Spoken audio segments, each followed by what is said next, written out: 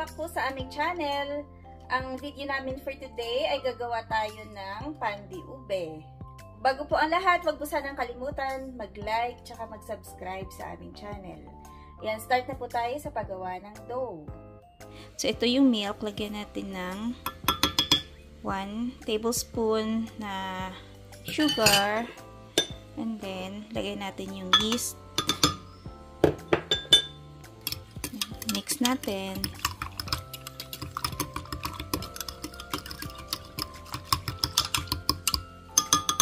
Then, set aside na. Takpan ko lang siya ng plastic wrap hanggang sa maging activated na yung ating yeast. Itatabi ko muna siya, tsaka mag-mix muna tayo ng flour, sugar, at iba pang mga ingredients para sa ating dough. Para sa ating dough, meron tayong 1/4 cup na sugar at additional na 1 tablespoon sugar. Idagdag natin yung 3 1/4 cups na all-purpose flour. Add din natin yung 1 teaspoon na salt. I-mix muna natin yung ating dry ingredients. Ayan na po yung ating yeast. Ayan, activated na siya. So, i-add na natin to sa dry ingredients natin. Lagyan natin ng isang egg, tsaka add din natin yung ating vegetable oil.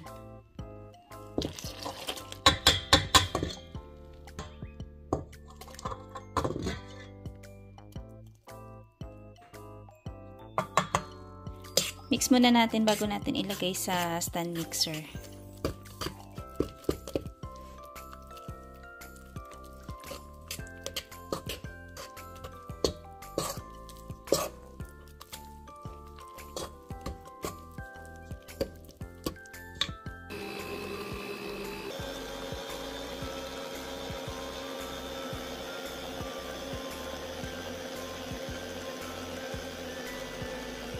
Gagawin na po natin yung palaman ng ating pandi ube. Meron ako dito sliced na white bread. Siguro mga 7 to 8 slices ito.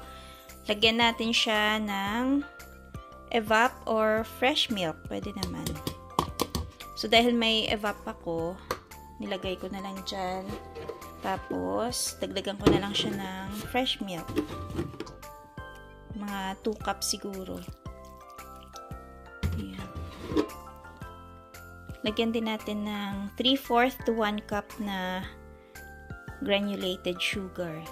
Yan, depende po yan sa inyo kung masyadong matamis po yung 1 cup, pwede nyo po siyang bawasan.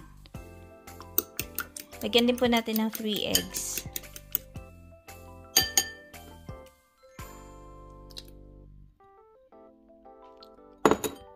Yan, imamash natin siya dito sa loob ng ating pot.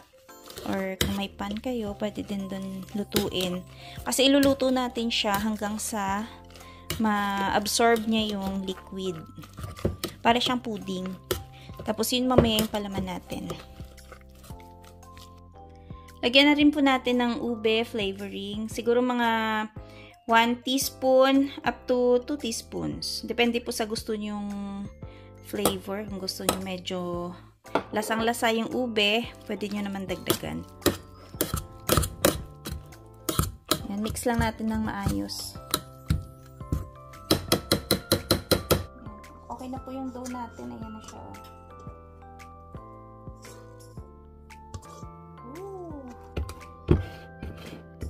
Itin ko na para malagyan siya ng oil. Kasi merong oil itong ating bowl.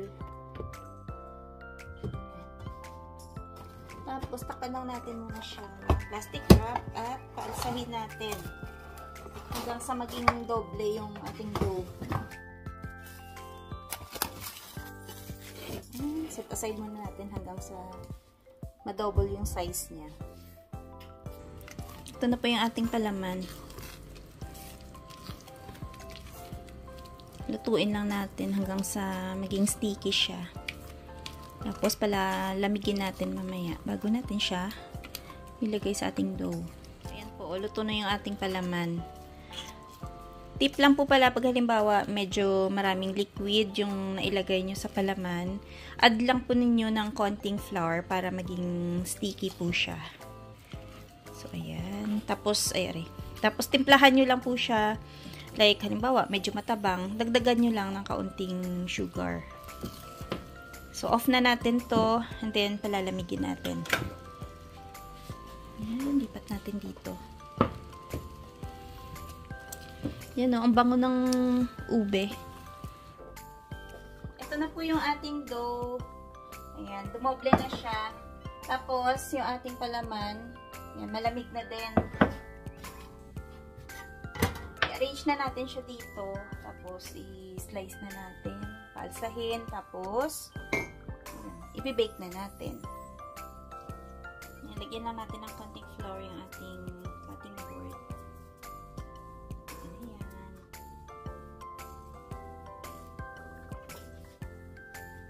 Alisin na natin yung dust dito sa ating dough.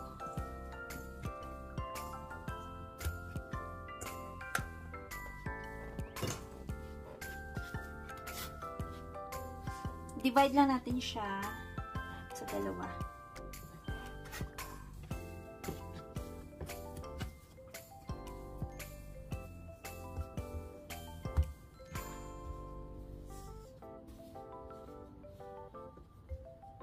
I-flat lang natin siya, mga 15 inches yung haba. Tsaka, ayun, tamang laki lang dito, yung lapad niya, para ma-fold natin siya mamaya.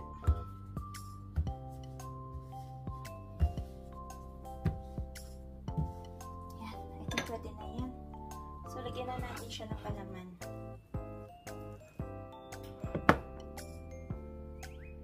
Dito lang natin siya ilagay sa gitna.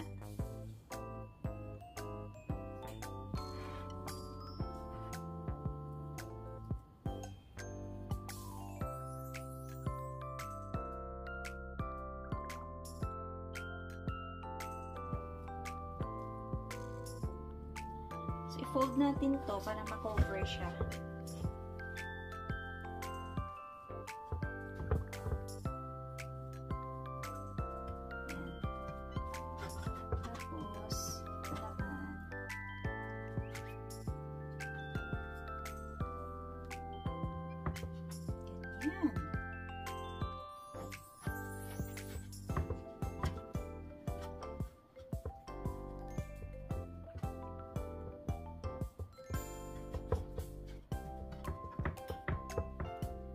Seal lang natin yung dulo.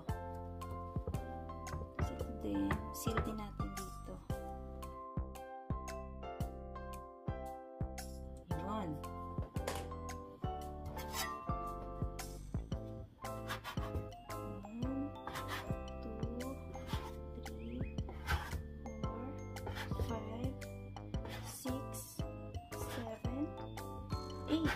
Dito po natin iayos yung ating tinapay. Ang ganda ng itsura, no?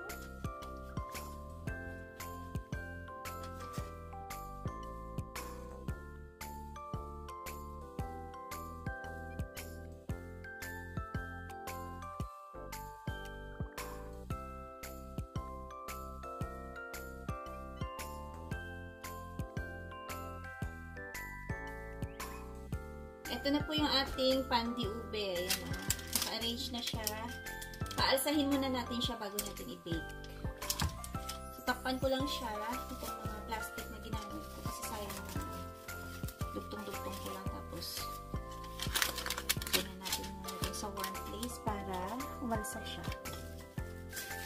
Hindi ko tinatapon kasi sayang. So, i-brush muna natin siya ng milk bago natin siya i-bake. And then, i-bake natin siya ng 12 to 14 minutes sa 350 degrees Fahrenheit. Ayan.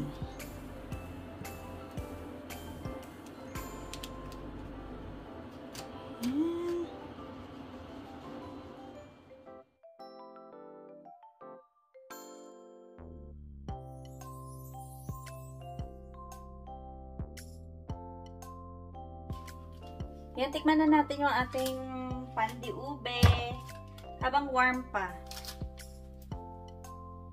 Ayan o. Yan.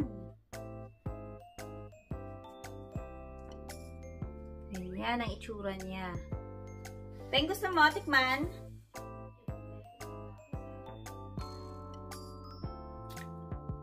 O, in fairness, masarap. Masarap siya. Ang lambot. Tsaka, yung palaman niya, hindi siya dry. Kasi, diba, ginawa ko siyang parang pudding bago ko siya ginawang palaman. Tsaka, lasang-lasa yung ube.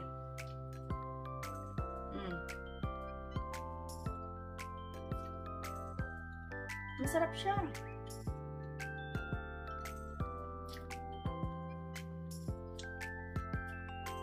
Mabubusog ako sa isang peraso.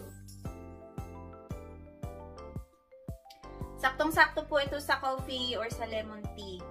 Ang recipe niya, kung gusto niyo pong gayahin to, ilagay ko po sa description box. Tapos, ayan, itry niyo po kasi masarap siya. Tsaka ayan, no? Ang lambot. Ayan, hanggang dito na lang muna yung aming video for today. Maraming salamat ulit sa palaging panonood ng mga videos namin, sa pag-like, tsaka pag-comment sa aming mga videos. Maraming salamat. Ingat-ingat. Bye-bye!